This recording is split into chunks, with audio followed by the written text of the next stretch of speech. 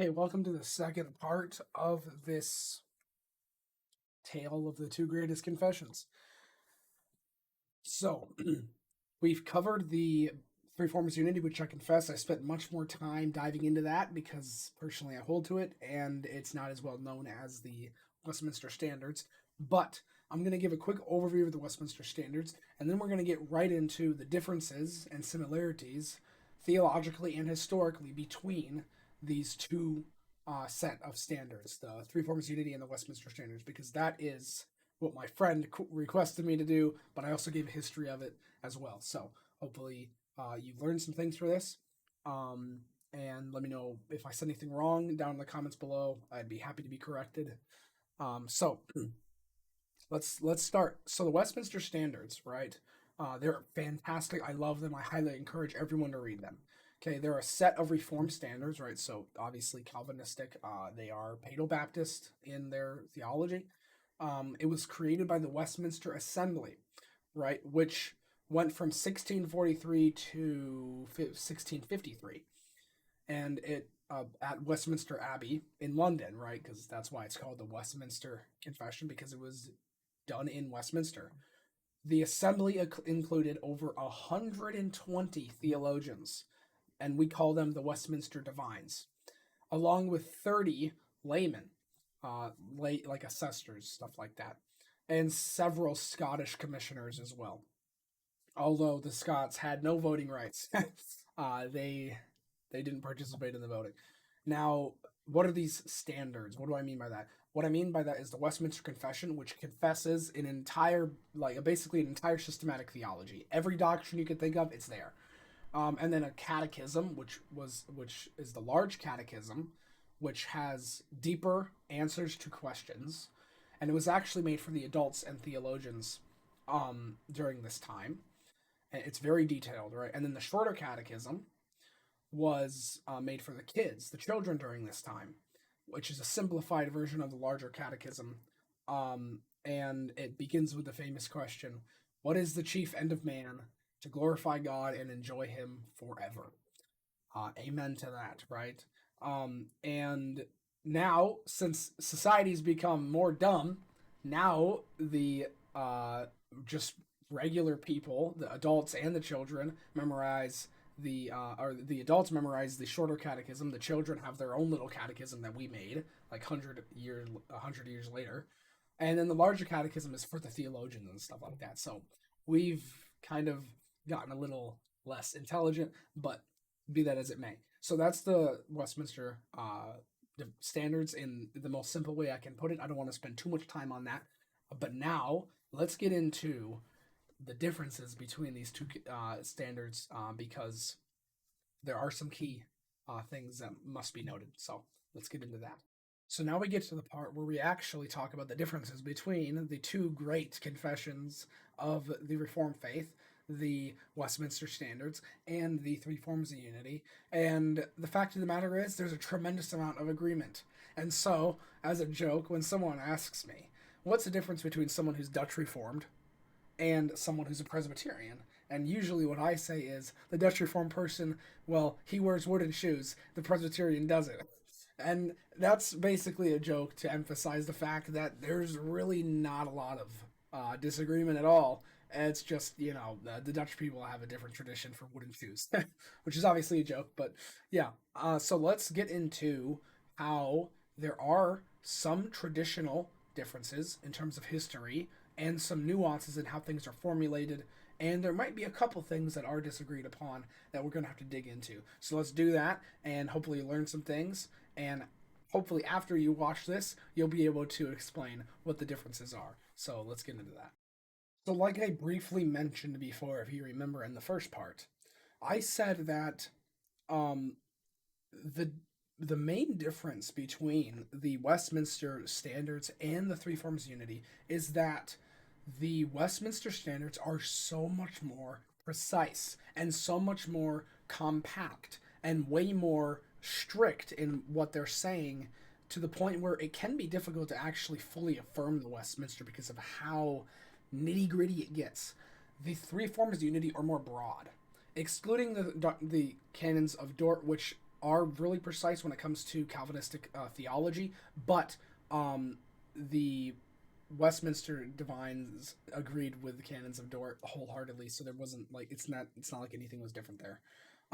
But it's a matter of precision. Like that's the main thing. It's the three forms of unity are less precise, not less wrong or more wrong, but less precise than the Westminster standards.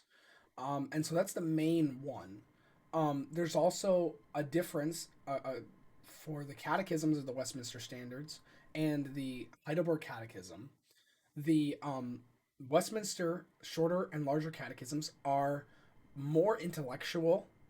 Um, Not that it's has no pastoral influence at all in it, but it's more intellectual, and the Heidelberg Catechism is less intellectual, way more pastoral, right? So I'm not saying Heidelberg is dumb and the Westminster Catechisms are smart. Both are smart, of course, but there's a different emphasis on pastoral versus um, intellectual ness of the two, and so that is a difference. There's also within the covenant within the Westminster standards, you have more precision for the covenants, covenant of works, covenant of grace, right? This is getting into covenant theology. If you're a dispensationalist, you probably disagree, or you definitely disagree with how covenant theology is framed within the Westminster uh, standards. But be that as it may, it's more precise, unlike the three forms of unity. Also, it's more precise in the sacraments and on the Sabbath, for example, unlike the three forms of unity, which does talk about the sacraments, of course, and following the Sabbath, like in the Heidelberg Catechism. I don't believe that Sabbath is even mentioned in the Belgic. I'm gonna have to check up on that, but I'm almost certain that the Sabbath isn't even mentioned in the Belgic Confession, right? So again, the three forms of unity are more broad, and that's what I like about them, right? Coming from personally speaking, I like how the three forms of unity are so much more broad that they allow for way more unity in the midst of disagreement while still fully affirming the same doctrinal standards and having that unity, right? And that's where you get more disagreements on how the Sabbath works, on other things as well. But the main is how Sabbath works. So there's also more traditionally, historically speaking, there are um, differences in terms of how the three forms of unity came about versus the Westminster Assembly creating the Westminster standards. They come from two different time periods. The Westminster standards are almost 100 years later, um, and and where it's at, there's a different culture compared to the three forms of unity being in the Netherlands, in France, stuff like that, Germany. So there's different theological traditions between the two, right? But there again, there's still a lot of agreement, and that's the main thing that it needs to be emphasized is that they pretty much agree on everything, right?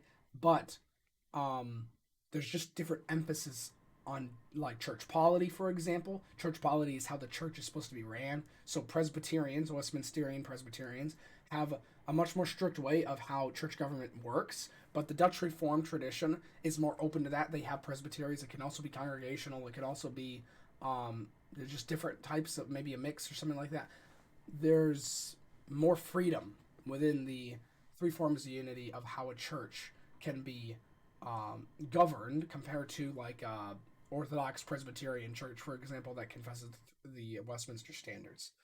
Um, so there's different traditional kind of thing on how things are understood and how things are emphasized and stuff like that. And so that's basically it. Um, I might have missed some key things. I'm not sure if I did. Again, there's pretty much no disagreement. Um, Obviously the Westminster adds things that the three forms of unity does not, but I don't think there's any contradictions. But as a general overview, right, the Dutch Reformed tradition, which is the three forms of unity, the continental tradition, right? It's more pastoral, more catechetical, more it has more of a covenantal focus. So it's flexible, right, and deeply rooted in like cultural identity. And then you have the English Puritans, which is way more scholastic, systematic, rigorous, stuff like that, and therefore you have way more precision for a lot of things.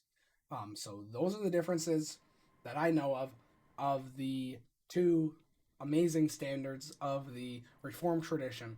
Hopefully you enjoyed this two-part series explaining the three forms of unity and the Westminster standards, along with the differences between the two. Um, I don't plan on having a regular upload, especially for like videos explaining things. I don't view myself as a teacher. It was this video was just requested for me to do, and so that's what I did. But I do plan on continuing to do the audiobook of William Good's Divine Rule of Faith and Practice. So I highly recommend checking that out when they come out, because it is an amazing work on Sola Scriptura. Hopefully this was beneficial to you, and I'll be happy to talk to you in the comments. Have a blessed uh, Christmas and a blessed rest of the year, and Happy New Year. God bless.